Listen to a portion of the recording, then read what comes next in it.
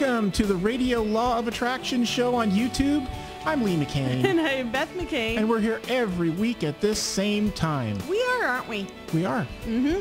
And if you'll notice, there's 98 other shows besides this one. Yes, there is. This is show number 99, which means you know what next week is? 100. Our 100th show. You're going to have to bake a cake or do something. Okay, I'll do that. That's like a big thing. I don't know how we're going to share it with everybody, but okay. All right. And do a couple questions, do a limitless thought, and just, you know, get the ball rolling, get the show on the road. Well, you know, last week's show is full of limitless thought. Right, and we got a lot of positive. We got a lot of nice stuff from that. So we thought we'd do a few more. Yep. So we'll add one to this show too. Well, you got a question for me? I sure do. It's from Paul in New Hampshire. Hey there, Paul. Hi, Paul. It's hard to be grateful all the time. Any suggestions? You know what? I do have a few, and I also understand your question. Well, Paul, it's refreshing when someone comes along and asks a question about being grateful. Many people say how grateful they are for their life, yet complain all day long. It's true. Being grateful really does help change your focus, which in turn changes your perceptions to the positive in your life. And that just brings more of the positive and more to be grateful for, doesn't it? It does.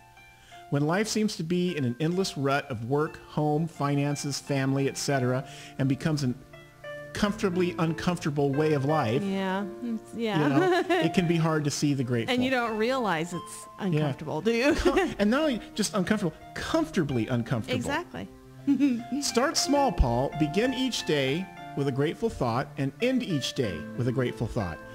Find something in the day to be grateful for. Well, one of the reminders Beth uses is that she writes in small letters on her hand what she wants her focus to be for the day. I know. And it's really funny around here because all the staff will get around your hand and try to like glance at it and see what Yeah, I write it kind of wrote. small just because it's kind of just my thing, you know, but it reminds me. Well, just having those little reminders causes you to shift your focus to being grateful. And if the day does have a little tough in it, well, Beth and I discuss what there is to be grateful in the situation. And if it can't be found, we just trust that the universe knows, and we're grateful for that. Mm-hmm. It's true. So shift your focus and then use those reminders, and you'll one day just wake up and it'll naturally come all through the day. Well, I have a question for you, young lady. Okay, I'm ready. And this is kind of a neat one. It is. This comes from Sandy in Utah, and Sandy wants to know, do you really believe that there is a New Age movement? New Age. This one's right up your alley, Miss Beth. Right up your alley. Listen, all the time I get about New Age, don't I? But you know what? The New Age movement has gotten a bad rap in the past. You know, it's talking to very, very people trying to create the utopia of a world. That's what I guess people think it is. You know, the words New Age actually has sparked many religious talk about how it will be the downfall of many. You know, that's kind of interesting, isn't it? Definitely a preaching point for some. Well, a New Age movement is just that, a new time for moving forward. You know, it is a new time for forward movement as well. And can I interject something very Sure. quickly here? You know, when Christianity was just starting, that was a New Age movement. I know. Back then. Yeah, That was the ultimate New Age movement. Well, again, you know, it's a new time for forward thinking. And can I ask what is wrong with that? I mean, what is wrong with thinking positive and accepting a good life? It is not good on the body, mind, or spirit to continually think it will be punished or unworthy. It isn't good for anyone to have a negative take on everything, and that negative take is usually based on a fear of being hurt or wrong, which are both illusions from a spiritual being standpoint. Right. We are moving into a new time of forward thinking and movement. Through moving forward, not focusing on a hard past, think forward into a better positive light. Is this a New Age movement? No matter what you call it. Hey, if it is, sign me up. It's true, yeah. Well, you know, no matter what you call it, the new thought thinkers of the world are really expounding an eternal truth that has been around since the beginning of time, and it is man and his need for power and his physical ego to be fed that has changed perspective from the ease of what life experience can be. Right. We tend to get back to the basics of life, and when we are brought back to those basics, we find ourselves and help others. That is what it is all about. And that is New Age. Yes. Well, listen, why don't we take a moment, break away, and listen to a limitless thought. Okay.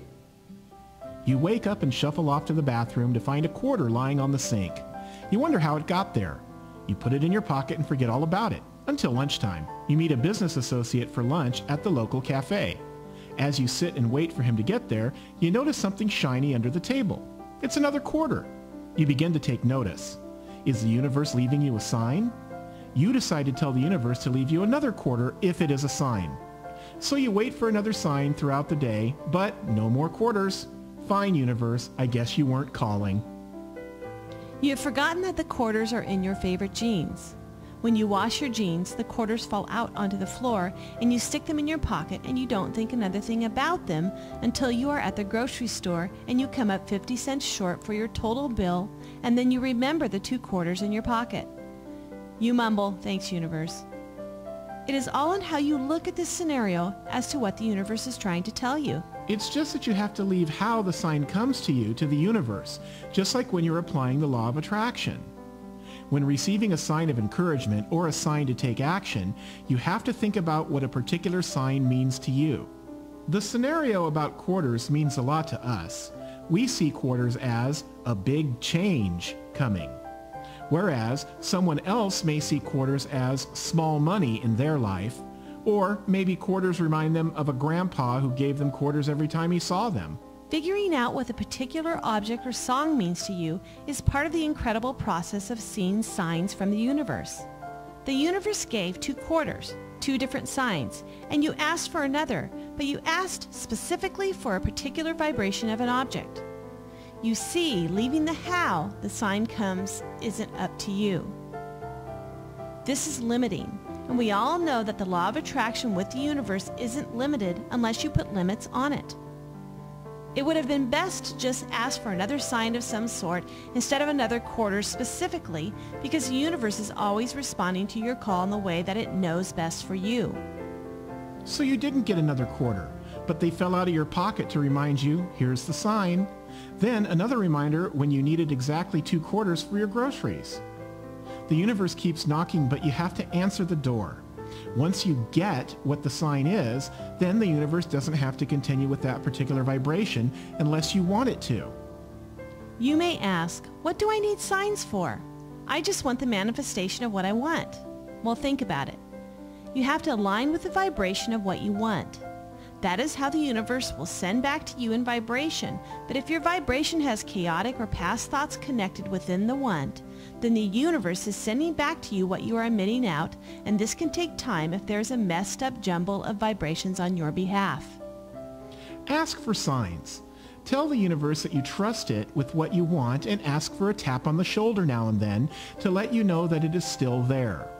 Even though you know the universe is there, it's nice to have that tap on the shoulder. You know that your spouse loves you, but isn't it nice to hear the words sometimes? That's like wanting a sign from the universe.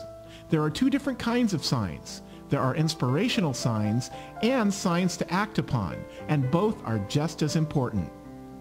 Inspirational signs are getting a tap on the shoulder from the universe saying, I am working on your want and I love you. Signs to act upon are when someone leaves a newspaper on the booth you are sitting at with something circled on it. You look at it and it is an answer or a possible path to what you want. The universe is leaving you a sign to act upon. So wake up each morning aware of signs and you'll see them all throughout the day. It's up to you to interpret what it is that you're seeing and feeling. Signs will help lead the way to the life that you want through the universe and the law of attraction. So that was some limitless thinking. There you go. Well, folks, thank you so much for joining us this week. We love that you tune in each and every week for our little 10-minute show. And if you want to hear the hour-long show, you can listen to that on WARL AM 1320, Boston, Providence, Attleboro.